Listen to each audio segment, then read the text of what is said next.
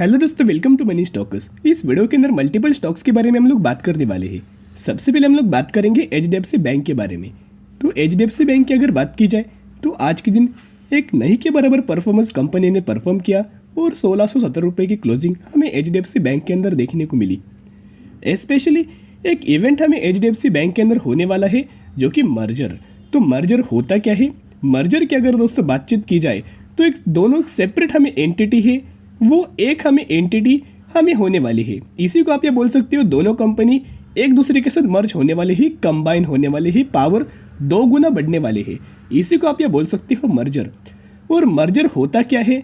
Basically दोस्तों merger की अगर बात की जाए तो कौन सी कंपनी किस कंपनी के साथ मर्ज होने वाली है? एचडीएफसी बैंक का अगर आप मार्केट कैप देखोगे 9 लाख करोड़ का हमें मार्केट कैप देखने को मिल रहा है। और एचडीएफसी लिमिटेड का अगर आप मार्केट कैप देखोगे तो 4.5 लाख के आसपास हमें मार्केट कैप है। तो जिसकी वजह से जब छोटी एंटिटी बड़ी एंटिटी के साथ मर्ज होती है, यानी कि छोटी कंपनी बड़ी कंपनी के साथ मर्ज होती है, तो एचडीएफसी लिमिटेड एचडीएफसी बैंक के अंदर मर्ज होने वाला है।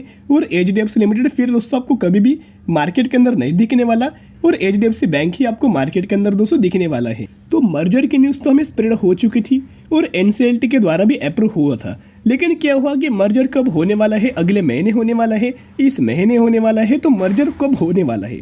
तो बेसिकली मर्जर के रिगार्डिंग हम एक अपडेट्स आपको देखने को मिला है। एचडीएफसी बैंक के जो हमें चेयरमैन है दीपक परेख, इनके तरफ से एक स्टेटमेंट है।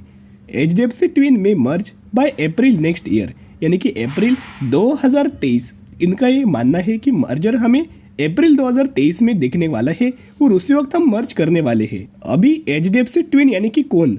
HDFC bank as well as HDFC limited, ये हुए एचडीएफसी ट्विन। तो एचडीएफसी लिमिटेड एचडीएफसी बैंक के अंदर मर्ज होने वाला है और इसका एनसीएलटी ने हमें लगातार दोस्तों अप्रूव भी किया है और अच्छी खासी बेसिस के ऊपर न्यूज़ हमें देखने को मिल रही है। और ये जो आपको दोस्तों न्यूज़ निकल के आई है जे बिजनेस के अंदर भी दोस्तों हमें ऑफिशियली न्यूज़ डिक्रीज हो चुकी है। यहाँ 19 मिनट पहले हमें न्यूज़ देखने को मिल रही है और जो कि खुद यहाँ हमें दीपक परेख जो चेयरमैन है एचडीएफसी के, उनकी तरफ से ही हमें स्टेटमेंट है और इन्होंने ही हमें स्टेटमेंट दे चुके हैं। एचडीएफसी बैंक की अगर बात की जाए तो मैक्सिमम के अंदर दोस्तों आप यह देख सकते हो 29,000% का शेयर होल्डर्स को कंपनी ने मुनाफा दे चुकी है और फंडामेंटली कंपनी बहुत ही ज़्यादा स्ट्रांग है। और एचडीएफसी लिमिटेड की अगर बात की जाए तो इस कंपनी ने मैक्सिमम के अंदर 12,000% का शेयर होल्डर्स को रिटर्न दे चुकी है, यानी कि दोनों भी कंपनी फंडामेंटली बहुत ही ज़्यादा स्ट्रांग है। जिस भी कंपनी के अंदर आप एंटर करना चाहते हो, आने वाले फ्यूचर में एक बहुत गजब का मल्टीबैग रिटर्न हमें देखने को मिल सकता है। अभी कितने पर शेयर का बेनिफिट होगा वो आपको अगले साल यानी कि अप्रैल 2023 से पहले ही आपको पता चलेगा, फेब के अंदर पता चलेगा और मार्च के अंदर भी हमें पता चल लग सकता है। लेकिन करंट बेसिस के ऊपर वो डिक्लेयर नहीं हुआ। अभी हम लोग बात करने वाले हैं टाटा मोटर्स के बारे में। तो टाटा मोटर्स की अगर बात की जाए तो आज के दिन हमें 2.5% से ज़्यादा हमें जंप देखने को मिला।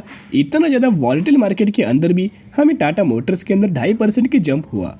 पैसेंजर व्हीकल्स के अंदर, इलेक्ट्रिक व्हीकल्स के अंदर एंड कमर्शियल व्हीकल्स के अंदर बहुत ही गजब का हमें टाटा मोटर्स का बिजनेस है और फंडामेंटली कंपनी बहुत ज़्यादा स्ट्रांग है। सबसे ज़्यादा जो डिमांड है हमें इलेक्ट्रिक व्हीकल्स के अंदर है, बाद में पैसेंजर व्हीकल्स के अंदर और उसके बाद हमें कमर्शियल व्हीकल्स के अंदर हमें दोस्तों डिमांड देखने को मिल चुकी है। 434 रुपीज़ क्लोजिंग टाटा मोटर्स के अंदर हो चुकी है। तो टाटा मोटर्स का पिछले एक साल को दोस्तों अगर आप परफॉर्मेंस देखोगे तो कोई हमें परफॉर्मेंस आपको देखने को नहीं मिला। एक गिरावट एज एक फ्लैट परफॉर्मेंस हमें टाटा मोटर्स के अंदर परफॉर्म किया है। लेकिन इनका रजिस्टेंस एंड सपोर्ट लेवल है।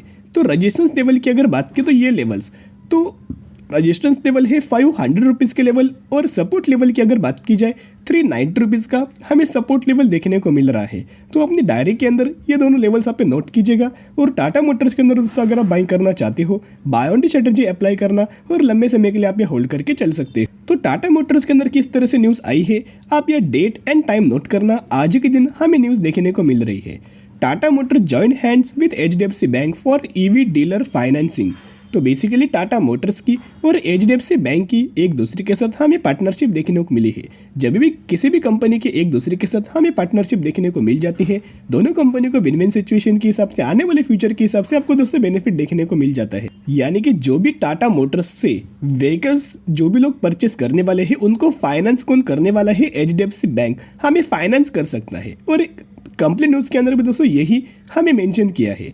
Automaker Tata motors has join hands with HDFC bank to offer an electric vehicle dealer financial solution to authorise passenger EV dealers. तो अच्छी खासी बेसिस के ऊपर इलेक्ट्रिक व्हीकल रिगार्डिंग हमें फाइनेंस हमें टाटा मोटर्स करने वाला है। इसका जरूर बेनिफिट टाटा मोटर्स को भी होगा और इसका जरूर बेनिफिट हमें एचडीएफसी बैंक को भी हमें देखने को मिल सकता है।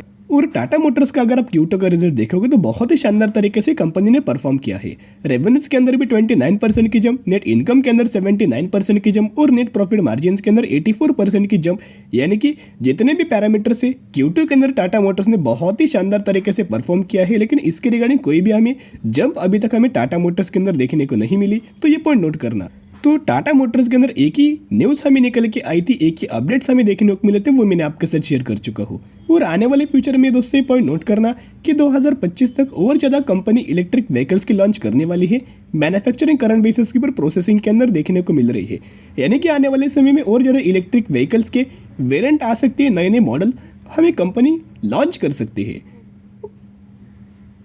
जिसके हिसाब से जो भी लोग शॉर्ट टर्म बेसिस के ऊपर बाइंग करना चाहते हो उनके लिए एक ही पॉइंट शेयर करना चाहूँगा, लंबे समय के लिए होल्ड करना तो ही टाटा मोटर्स के अंदर एक मल्टीबैग रिटर्न आपको देखने को मिल सकता है।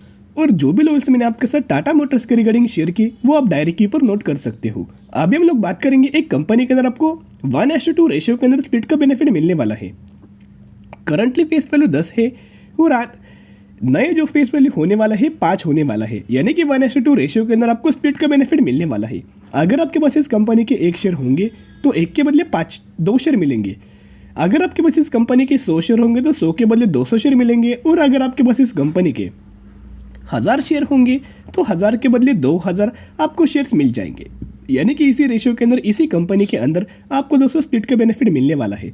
जिसके अगर आप एक्स डेट देखोगे 2 दिसंबर इसकी हुई एक्स डेट, तो 1 दिसंबर या फिर इससे पहले अगर आप निवेश करेंगे तो ही आप एलिजिबल होंगे और तो ही आपको इस कंपनी के अंदर स्प्लिट रिगार्डिंग बेनिफिट मिल जाएगा।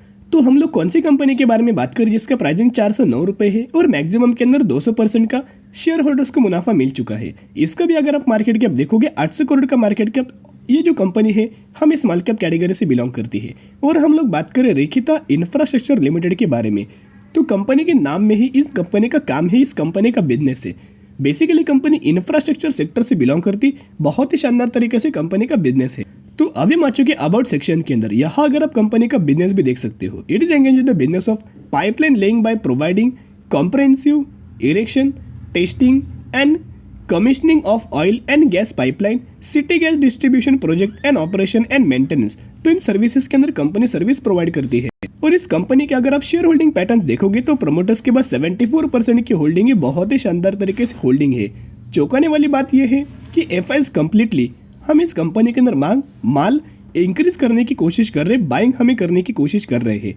एफआईज का अगर पहला डेटा देखोगे 0.09% की होल्डिंग थी, करंट बेसिस की पर 0.32% की होल्डिंग है, यानी कि एफआईज ने इस कंपनी के अंदर माल बाइंग करने की कोशिश कर रहे हैं।